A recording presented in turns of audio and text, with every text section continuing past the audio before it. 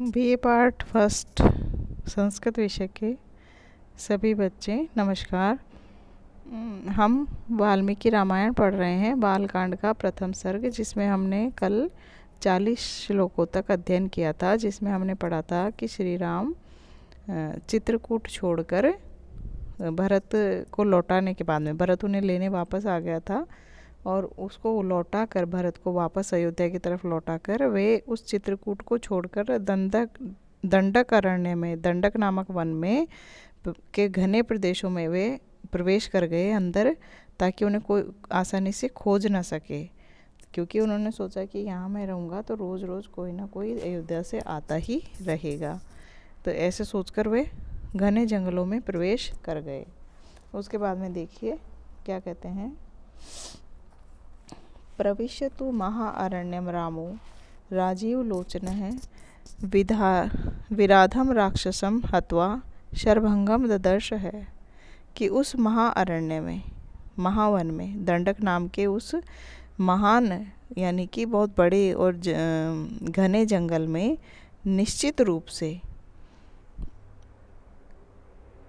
प्रवेश करने के बाद, उसमें प्रवेश करके निश्चित रूप से कमल के समान सुंदर और विशाल नेत्रों वाले, राजीव लोचन है यानी कि कमल के समान नेत्रों वाले उन श्री राम ने विराध नामक राक्षस को मारकर, विराधम राक्षसम हत्वा, विराध नामक राक्षस को मारकर शरभंगम है ददर्श, शरभंग नामक ऋषि के दर्शन किए। विराधम नामक राक्षस को मारकर शरभंग नामक ऋषि के दर्शन किए। मतलब श्री राम ने उस विराट नामक राक्षस का वध किया जो उस वन में उत्पात मचाया करता था, और उसके बाद में वे कहाँ पहुँचे? शरभंग ऋषि के पास, उनके पास पहुँचे। फिर सुतीक्ष्णम च अगस्यंच अगस्य भ्रातरम तथा अगस्य वचनात् च एव जगराहे इंद्रम शरासनम, कि और क्या किया वहाँ पर उसने? सुतीक्ष्ण नामक ऋषि के और अगस्त्य ऋषि के, महर्षि अगस्त्य और महर्षि सुतीक्ष्ण के भाई सुदर्शन नामक ऋषि के भी उन्होंने दर्शन किए। महर्षि अगस्त्य के वचनों को आदेश के रूप में मानकर निश्चित रूप से इंद्र नामक देवता के द्वारा दिए गए धनुष को भी उन्होंने ग्रहण किया। मतलब वे वहाँ उस वन में सुतीक्ष्ण नामक ऋषि से मिले, अगस्त्य नामक ऋषि से मिले, और उनके भाई महर्षि अगस्त्य के भाई सुदर्शन नामक ऋषि, इन तीनों ऋषियों के उन्होंने दर्शन किए। और महर्षि अगस्त्य के वचनों को आदेश के रूप में मानकर, मतलब महर्षि अगस्त्य के द्वारा दिए गए, महर्षि अगस्त्य के पास जो था इंद्र का धनुष, उसको भी उन्होंने ग्रहण किया। दंडक वन में उनको ये उपलब्धियां प्राप्त हुई। यहाँ पर बड़ी संक्षेप में और बड़ी तीव्र गति से राम की कथा का वर्णन किया जा रहा है, ताकि वाल्मीकि जो है उस कथा के आधार पर, नारद मुनि उनको बता रहे हैं वाल्मीकि को, और उस कथा के आधार पर वाल्मीकि रामायण की रचना करेंगे, इसलिए वे उन्हें एक समरी सुना रहे हैं कहानी की। फिर कह रहे हैं, खड्गम च परम प्रीत तूष्णी चाक्षय सायकौ वसत तस्य रामस्य वने वने चरै सह, ऋषियो अभ्यागमः सर्वे वधाया सुररक्षसाम स तेषां प्रतिशुश्राव राक्षसानाम तदा वने। उसके बाद श्री राम ने परम प्रसन्न होकर, परम प्रीत यानी कि अत्यधिक प्रसन्न होकर, तलवार और कभी भी क्षय न होने वाले बाण को रखने के लिए तरकस आदि भी ग्रहण किए, प्रसन्न होकर। मतलब उसके बाद में उन्होंने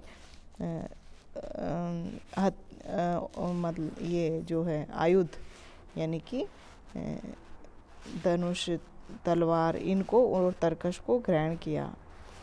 और वंचरों के साथ में, वंचरई सह वने वसत, वंचरों के साथ में वन में निवास करने वाले उन श्री राम के पास असुरों और राक्षसों का वध करने की प्रार्थना लेकर ऋषि मुनि भी आए। उन्होंने ये आयुध भी ग्रहण कर लिए। आयुध उन्होंने ग्रहण किए, मतलब कि उनको घने वन में इनकी आवश्यकता पड़ने लगी, धनुष बाण की, तलवार की। क्यों? कि वहाँ पर राक्षसों का निवास था, वहाँ पर राक्षस और असुर रहते थे। तो और उन राक्षसों और असुरों का वध करने के लिए ऋषि मुनि आए उनके पास में। श्री राम ने उन सभी राक्षसों का वध करना और उन ऋषियों को सुरक्षित रखने का स्वीकार किया। मतलब उन्होंने, श्री राम ने उन ऋषियों के साथ या उन ऋषियों को यह आश्वासन दिया राक्षसों और असुरों से उनकी रक्षा करने का, और उस आश्वासन के तहत ही राम को धनुष बाण आदि और तरकश को अपनी पीठ पर टांगना उन्होंने स्वीकार किया। सदैव आयुधों के साथ, सदैव शस्त्रों के साथ रहना उन्होंने स्वीकार कर लिया। उन्होंने ये सब शस्त्र ग्रहण किए। फिर कह रहे हैं प्रतिज्ञातश्च रामेण वधः संयति रक्षसाम ऋषिणाम अग्निकल्पानाम दंडक अरण्यवासीनाम। दंडक अरण्यवासी यानी कि दंडक वन में निवास करने वाले, और अग्निकल्पानाम अग्नि के समान तेजस्वी ऋषि मुनियों के सामने राम के द्वारा, और संयति यानी युद्ध में, रक्षसाम राक्षसों के वध की प्रतिज्ञा भी की गई। प्रतिज्ञातश्च रामेण वधः संयति रक्षसाम, कि राम के द्वारा प्रतिज्ञा की गई उन राक्षसों के युद्ध में, संयति ऐसे नहीं, युद्ध में उनसे युद्ध करते हुए पराक्रम के द्वारा राक्षसों के वध करने की प्रतिज्ञा की गई उन अग्नि के समान चमकते हुए ऋषियों के सामने दंडक अरण्य वन में। दंडक अरण्य वन में उन ऋषियों के साथ रहते हुए उन्होंने प्रतिज्ञा की कि वह उन राक्षसों और असुरों का नाश करेंगे और ऋषियों की रक्षा करेंगे। उसके बाद में कह रहे हैं तेन तत्रैव वसता जन स्थान निवासिनी विरूपिता शूर्पणखा व राक्षसी काम रूपिणी, कि वहाँ दंडक अरण्य में पंचवटी नामक स्थान विशेष पर निवास करते हुए निश्चित रूप से उस लक्ष्मण के द्वारा सामान्य जन स्थान में रहने वाली और अपनी इच्छा के अनुसार रूपों को धारण करने वाली राक्षस वंश में उत्पन्न शूर्पणखा को विरूपित किया गया। जैसा कि हम सभी जानते हैं कि जो राक्षसों के राजा रावण की बहन शूर्पणखा थी, वह राम और लक्ष्मण के पास आई और लक्ष्मण ने उसके नाक काट दिया, कान काट दिए, उसे विरूपित कर दिया गया।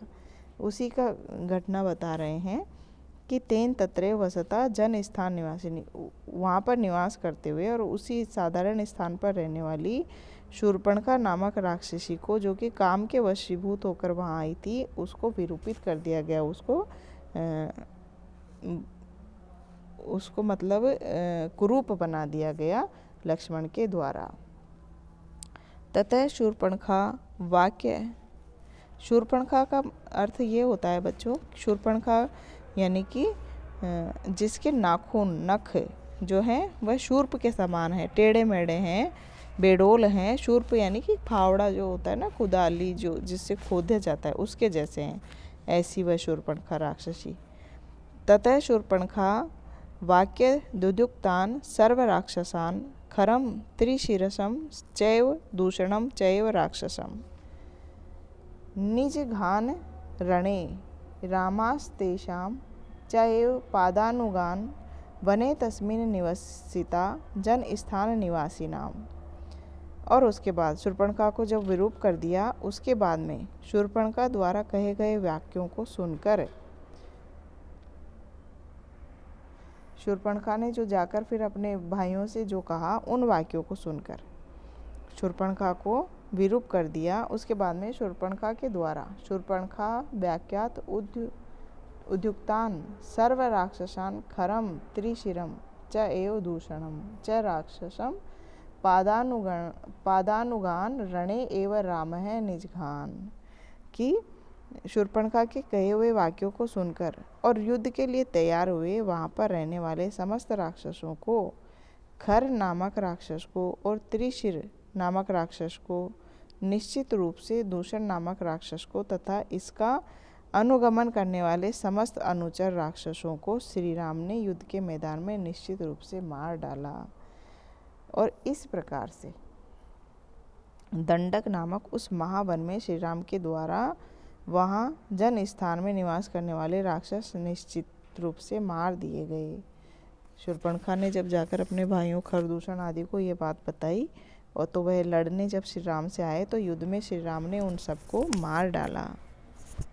फिर रक्षसाम निहंतानि आसन सहस्त्राणि चतुर्दश ततो जाति विधम श्रुत्वा रावणम क्रोध मूर्छित है कि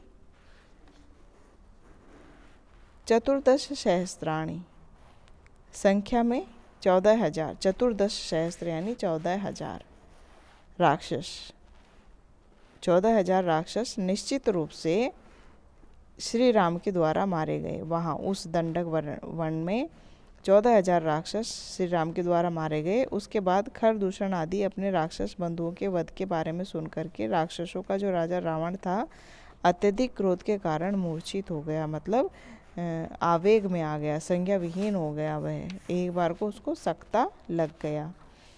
ततो जाति वधम श्रुत्वा, जाति के लोगों का वध सुनकर रावण क्रोध से संज्ञा विहीन हो गया। सहायम वरमास मारीचम नाम राक्षसम वार्यमाणः सुबाहुषो मारीचेन स रावण है। राक्षस राज रावण ने मारीच के नाम एक मायावी राक्षस के लिए सहायता मांगी। मारीच नाम का एक राक्षस था जो कि रावण का मामा ही लगता था, उससे उन्होंने सहायता मांगी, किंतु मारीच ने राक्षस राज रावण जो बहुत अच्छी तरह से और बहुत प्रकार से रोका भी गया। मारीच के द्वारा रावण जो है मारीच नाम राक्षसम सहायम वरम आयास, मारीच नाम के उस राक्षस से रावण ने सहायता मांगी। और मारीचेन स रावण है बहुशु वार्यवान, मारीच के द्वारा उस रावण को कई प्रकार से रोका गया। मतलब रावण ने जब मारीच से उनसे बदला लेने के लिए वह सहायता मांगी तो मारीच ने रावण को कई प्रकार से समझाते हुए उसे रोकना चाहा। न विरोधो बलवता क्षमो रावण तेन ते अनादृत्य तु तद वाक्यम रावण है काल चोदित है। कह रहे हैं कि रावण उन्होंने किस प्रकार से रोका कि रावण, हे रावण, अत्यंत बलशाली उन श्री राम के साथ तुम्हारा इस प्रकार से विरोध करना उचित नहीं है।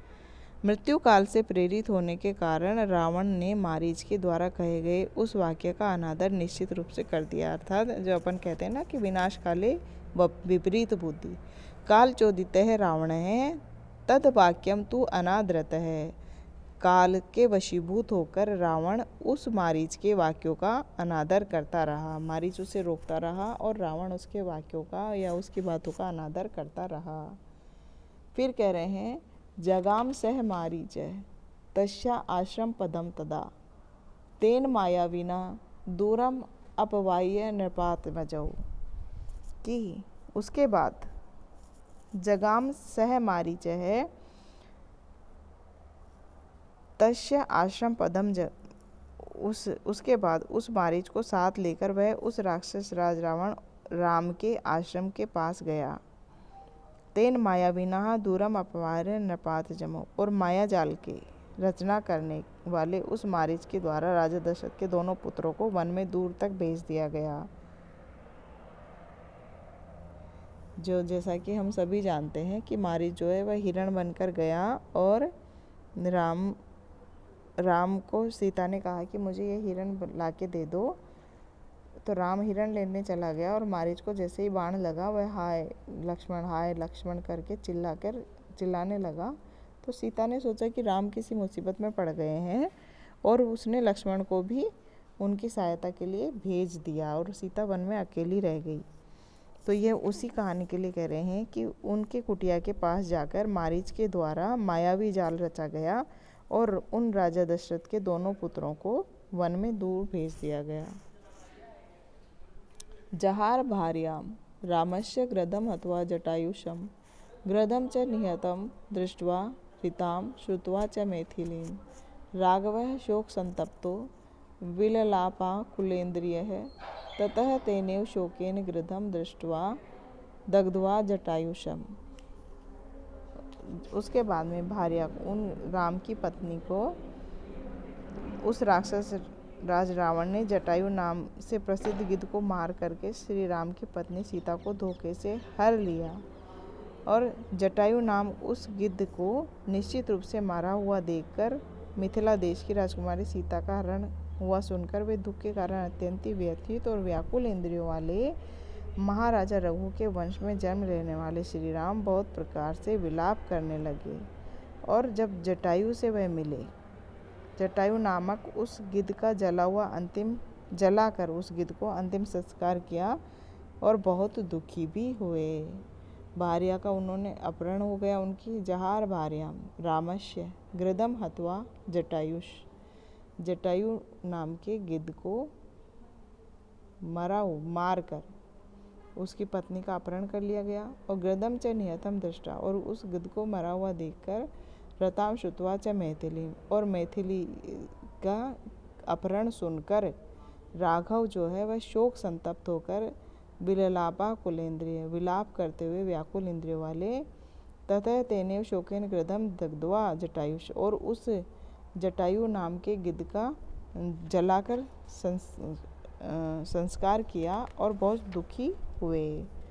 और मार्ग बाणो वने सीताम राक्षसाम संदर्श है कबंधम नाम रूपेण विकृतम घोर दर्शनम। और वन में अपनी पत्नी को ढूंढते हुए जब